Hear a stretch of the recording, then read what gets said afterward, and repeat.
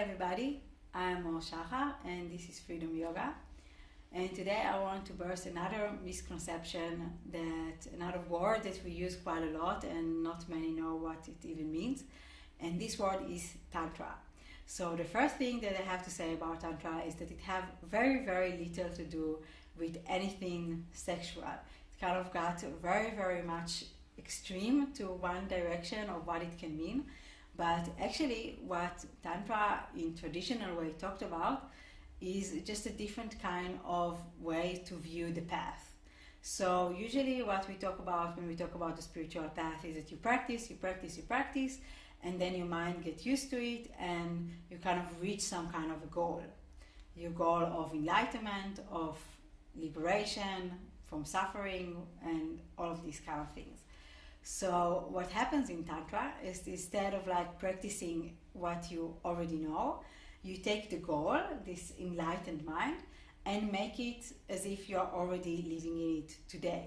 And this is why it's a pretty intense practice. It's pretty, not for beginners, and you need to be very sure what you're doing. I would very highly advise, getting the help of a teacher and of even a community of people that practice it with you. And because it's a very, very powerful practice. You don't just do normal things. You really take the enlightened mind and all of what it means and take it into your daily life, and it can become very, very fast some kind of an ego thing, and it becomes very, very fast something that takes you away from your path and away from achieving this goal in a way.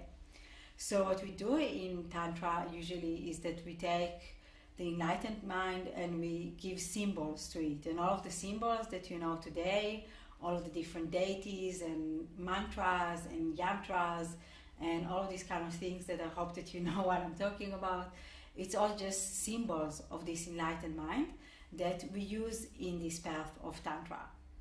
And it started in India quite a long time ago.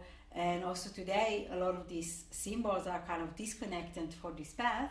But again, if you really want to practice it seriously, it's something that you can definitely do.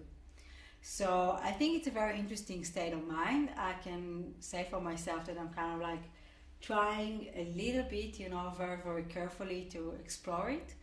And yeah, I would really like to hear what do you think about it. And before I leave you to think about it, I want to recommend a very, very good book. It's called Introduction to Tantra. Very, very easy. It's by a great, great guru, Lama Yeshe, that unfortunately doesn't live anymore. And yeah, I read this book many, many times. I'm sure I will read it again, maybe even soon. And I will leave the link below if you want the details exactly. So yeah, maybe read the book first and then tell me what you think. I would be really happy to discuss this with you. So yeah, that was it for today. Have fun, and I will see you next time.